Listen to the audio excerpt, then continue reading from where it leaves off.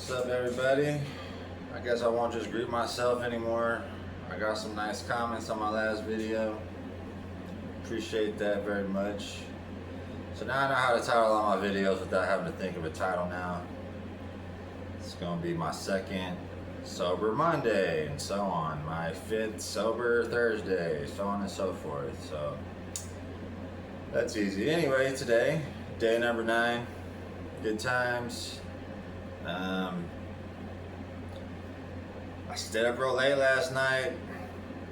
Stayed up till like 5 a.m. and I hate when I'm jobless because I always do this where I just start leaning into the nights where before I know it I'm up till 10 a.m. and then I'm sleeping till like fucking 6 p.m. Like, so I'm trying to make sure I don't do that. So I did wake up at 10:30. So hopefully, you know, I can stay in the daytime. I want to be a daytime person. So woke up and, you know, I got to go donate some plasma. And that was cool because now that I'm not drinking, I passed the screenings really easily. The heart rate and the blood pressure, no problem. I did see someone today there that I despise to the very depths of my soul. I despise this woman because she was my dad's caregiver, quote, quote. She fucking sucked at it, but my dad never wanted to get rid of her. So I completely ignored her, and I'm sure I'll see her around because, you know, she donates plasma too, so I'm not going to stop donating plasma even if I get a job. Hopefully, that's how it should go. Now that I'm independent on my own, you know, I gotta like take care of myself. You know, I'm a 40-year-old man. I'm a 40-year-old child basically, but I gotta be an adult now. So as soon as I finish donating, oh yeah, it took me a while to donate. It kept having this high blood pressure return thing, and I don't understand what it means, but it ended up taking almost 2 hours. Usually it only takes like 40 minutes.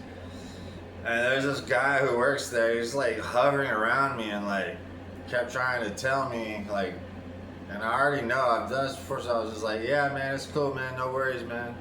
I got all day, no problem. And then like, he comes to me, he's like, well, hey, where'd you eat last night? And I guess I came off like an ass or something. I was like, look, man, I'm good, bro. Like, you know, like, he was like, all right, I'm just trying to help. I was like, I know, man. Like, I don't like answering questions like that. Like, I'm sorry, does that make me an asshole? I guess. And then so he walked off and this chick was taking the needle out of my arm and shit, and I was like, I don't know if I hurt this guy's feelings, but he asked me what I ate and I just don't feel like talking about it. And she said nothing back, which made me feel like super insecure, right? She said nothing. I was like, oh fuck, am I an asshole for real now? And so I've been feeling insecure about it all day, but I have to remind myself, like, that dude's probably married, he probably has kids. Same with the chick, she probably got a boyfriend, probably got some kids. You know, they got a life, they're busy. You know, I don't have a life, I don't really have any friends, so I have all day to just like think about like, oh man, was I an asshole, blah, blah, blah. They probably forgot about it 5 minutes after the fact, right? And I'm over here just stewing about it, feeling insecure about it. So, typical alcoholic behavior. So after that, went shopping, went to Walmart, my favorite place in the world. Had my own money. I could have taken that money to the liquor store and bought a $10 half gallon of vodka, which is crazy. That's just my doom. There's no way. But a month ago, hell yeah, all day. Let me push my brothers away from me until they vow to never speak to me again. Because that makes sense, right? Yeah, it's totally rational. Yeah. So I didn't buy anything. No, I didn't even. My mind didn't even acknowledge the beer section at Walmart today as I walked past it. Like, it didn't even, you know, register. So that's cool. So came home, same old usual bullshitting on Twitter, you know. It's kind of like this channel too, like I get no likes. I'm just in there just tweeting. It's addictive as fuck, man. And like if my tweet gets 3 views, it's worth it in my book. You know, it's fine. Like, I don't need likes. So, anyway, I finally make sure to go for my 40-minute walk, and today listen about Tyler Robinson, the guy who murdered Charlie Kirk. It was Tyler Robinson to all the crazy conspiracy nuts, lunatics out there. It was Tyler Robinson who murdered him. It's obvious as fuck, you know. Sorry. And apparently, one of the lead prosecutors' child or a close family relative witnessed the murder in person at the university. So Tyler Robinson wants to have a whole new prosecution. And you know what? I kind of agree. You know why? Because if they don't, they might use that shit on appeal in the future, and then he'll get a new trial, and that'll be extremely annoying. So yeah, get a new prosecution. Doesn't matter. He's still obviously fucking guilty. So who cares who I could be the prosecutor. You know what I'm saying? I could literally prosecute this dude and put him away for life, or give him death, because that's how obviously guilty he is. So that was interesting listen. And then, you know, in combat sports news, Top G, Andrew Tate, you know, showed us how much of a shitty fighter he is. So listen to some videos talking shit about him. You know, because he's talking all this shit for, you know, half a decade about how he's the man and you're a loser and this, that, and the other. So fuck that guy. I'm glad he's a fucking shitty fighter. He's a pussy. I mean, sorry. He's a F-A-G-G-O-T. Sorry. I'm sorry. But I mean, I use language like that if I am going to be getting views. I'm a little rough around the edges when it comes to that stuff. But I don't want to get in trouble on YouTube, because this is my ritual. This is my sobriety ritual. This isn't going to save me from alcohol, but it's just going to help me stay focused on sobriety, right? So, get back from the walk, hang out, chill, watch Napoleon Blown Apart, YouTube channel, year in review. Took me a couple days to watch it. It's an MMA year in review. Took me a couple days to watch it because it's over 2 hours long, and I ain't got the attention span for stuff like that. That's why I don't watch movies. So yeah, go to a meeting, man, and it was a decent meeting. You know, it was cool. You know, when I was walking up there was like a shitload of cars in the parking lot. So I was like, cool. There's a bunch of people, man. It's gonna be a good meeting. And a couple videos back, I mentioned this old timer. I mean, he makes sure to tell us every time he shares he has 5 years and 8 months of sobriety. To me, that's an old timer. I know that might not be enough time to technically be an old timer, but for me, that's an old timer because my record is 8 months. So he shares first, of course, because you know he's been sober for almost 6 years, so he needs to fucking talk all the time. So that's fine, whatever. I'm trying to like not be so impatient with these people. So you know, I'll listen to him. Try, you know, don't think anything of it. So this one girl starts sharing, right? She's like the third person to share it, and she's not sharing for very long. She's sharing for like 4 minutes, maybe 4 or 5 minutes. And then the guy who was leading the meeting cut her off. And at first I thought he was cross-talking and shit, right? But then he proceeds to say, hi, my name is so-and-so, I'm an alcoholic. And then he just starts sharing, even though he's the leader of the meeting, and he already shared. Like when he opened up the meeting, he shared first, right? Because that's what happens.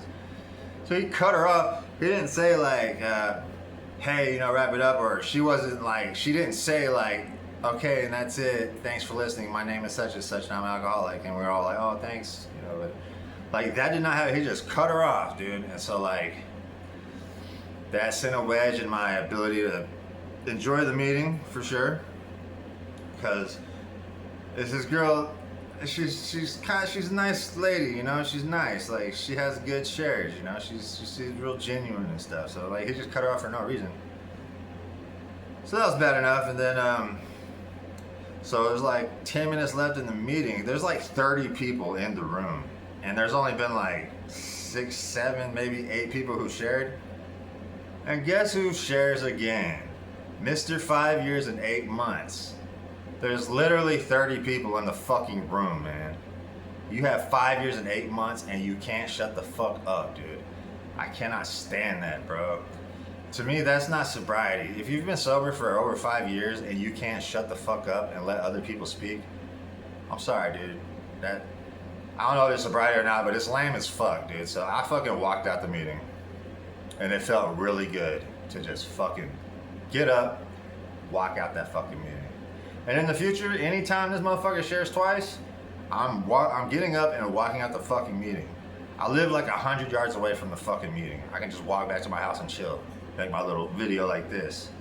vent about these shitty ass people with long-term sobriety who don't know how to shut the fuck up, dude.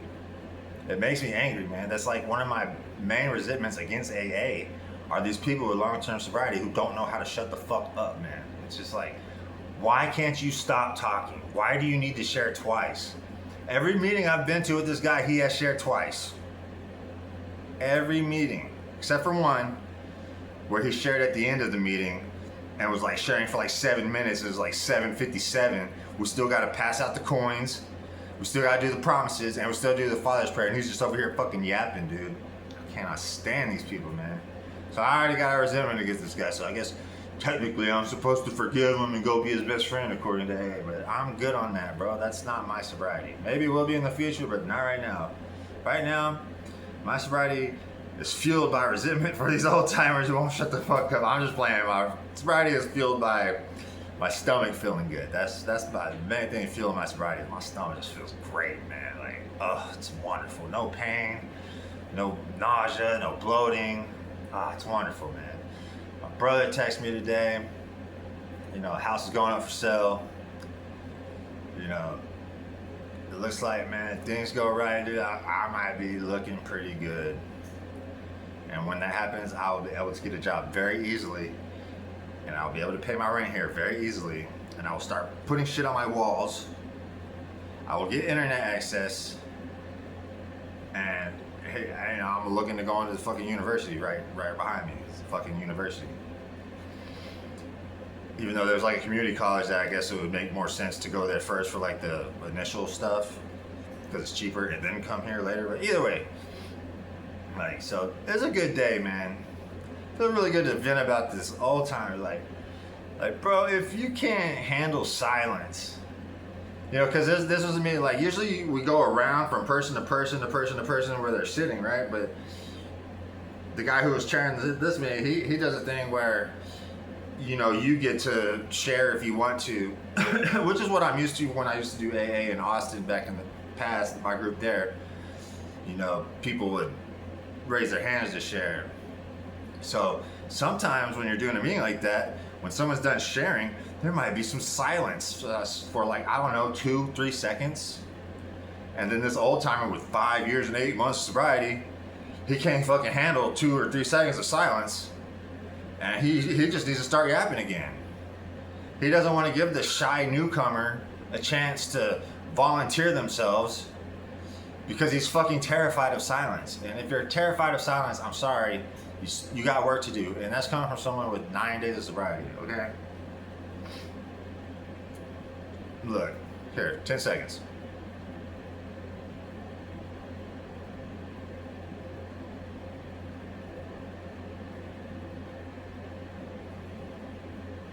Wow, was that so bad? Was that so terrifying to you? No, it's not. So,